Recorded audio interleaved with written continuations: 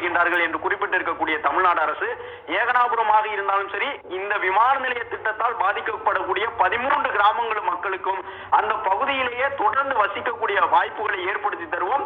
வீடு கட்டுவதற்கு நிலம் கொடுப்பது மட்டுமல்லாமல் வீடு கட்டுவதற்கான பணிக்கு அந்த காசையும் மானியமாக கொடுப்போம். வீடு கட்ட இடமும் கொடுப்போம், வீடும் கட்டியும் கொடுப்போம். அந்த பகுதியிலேயே அவர்கள் தொடர்ந்து வாழ்வதற்கு நாங்கள் வசதிகளை செய்து கொடுப்போம் என்று தமிழ்நாடு அரசின் சார்பில் அறிவித்திருக்கின்றார்கள். இந்த நிலையில் தான் அந்த பகுதி மக்கள் நீர்நிலைகளை அழித்து, ஊரை அழித்து இந்த விமான நிலையம் வேண்டுமா என்று அவர்கள் தங்களுடைய போராட்டத்தில் தீவிரமாக ஈடுபட்டு வருகின்றார்கள். என்றாலும் 4970 ஏக்கர் வரை தற்பொழுது கையகப்படுத்த திட்டமிடப்பட்டு நிலத்தை கையகப்படுத்தும் பணிகள் நடைபெற்று வரக்கூடிய சூழலில் அந்த பகுதி மக்களுக்கு பாதிப்பு இல்லாமல் அவர்கள் தொடர்ந்து அந்த ஊர்களை சுற்றியே வாழக்கூடிய விதமாக நடவடிக்கை எடுக்கப்பட்டு வருகின்றது. இந்த மிகப்பெரிய அளவில் பாதிப்பை சந்திக்கக்கூடிய கிராமமாக ஏகனாபுரம் கிராமத்தை சொல்லி இருக்கின்றார்கள். கிட்டத்தட்ட 2000 வீடுகளை இடிக்கக்கூடிய ஒரு தேவை எழுந்திருக்கின்றது ஏகனாபுரத்திலே என்று சொல்லப்பட்டிருக்கின்றது. அதன்படி 2000 வீடுகள் என்பது 2 விமான ஓடுதளங்களுக்கு இடையே வருவதன் காரணமாக அவற்றை முழுவதுமாக அப்புறப்படுத்த வேண்டிய தேவை விமான நிலைய ஆணையத்திற்கு ஏற்பட்டிருக்கின்றது. ஒரு விமான நிலையம் கட்ட வேண்டும் என்றால் 8 ஆண்டுகள் ஆகும். எனவே இந்த 8 ஆண்டு அதனால உங்களை மாதிரி விவசாயிகளோட காலடி மண்ணை தொட்டு கும்பிட்டுதான்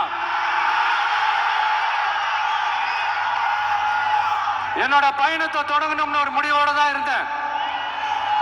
அதுக்கு சரியான இடம் இதுதான் எனக்கு தோணுச்சு.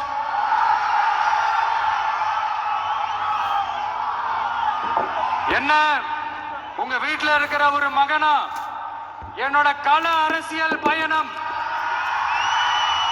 உங்களோட ஆசீர்வாதத்தோட இங்கிருந்து தான் தொடங்குது. சரி, அதை விடுவோம். நம்மளுடைய முதல் மாநில மாநாட்டில் நம்ம கட்சியினுடைய கொள்கையை பத்தி நான் எடுத்து சொன்னேன். அதுல ஒண்ணுதான் இயற்கை வள பாதுகாப்பு. சூழலியல் மற்றும் காலநிலை நெருக்கடியை எதிர்கொள்ளக்கூடிய இயற்கைக்கு ஊறு விளைவிக்காத பகுதிசார் மாநில வளர்ச்சி பரவலாக்கம். இதான் நாம் அறிவிச்ச அந்த கொள்கை. இதான் நான் இங்க சொல்றதுக்கு காரணம் ஓட்டு அரசியலுக்காக இல்ல.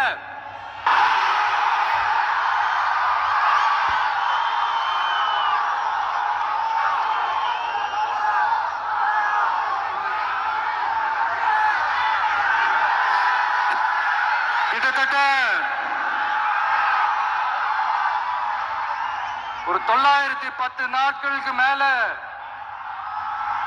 உங்க மண்ணுக்காக போராடிட்டு இருக்கீங்க.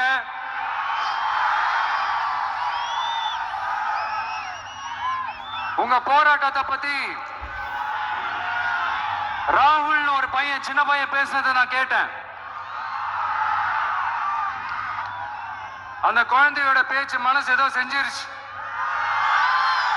உடனே உங்க எல்லாரையும் பார்க்கணும்னு தோணுச்சு. உங்க எல்லாரையும் கூட பேசி ஆகணும்னு தோணுச்சு. உங்க எல்லாரு கூட நான் நிப்பேன், நீ தொடர்ந்து நிப்பேன் சொல்லணும்னு தோணுச்சு.